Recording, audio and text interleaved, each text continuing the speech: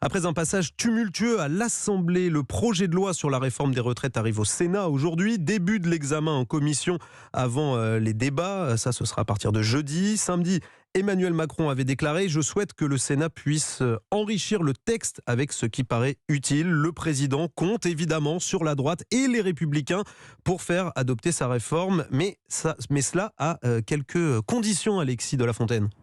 Oui, avec tout d'abord une vieille marotte de la droite, les régimes spéciaux. Les Républicains espèrent les supprimer progressivement pour tous les travailleurs, alors que la réforme concerne uniquement les nouveaux arrivants. Les sénateurs menacent également de ne pas voter cette réforme si le statut des mères de famille reste le même.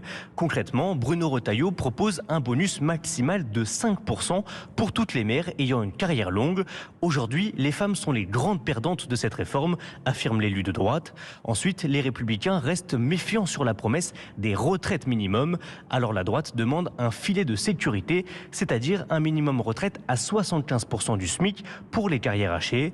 Enfin, la Haute Chambre veut favoriser l'emploi des seniors. Opposé à l'index voulu par le gouvernement, les sénateurs proposent un CDI senior qui permettrait aux entreprises de ne payer aucune charge pour un salarié de plus de 60 ans.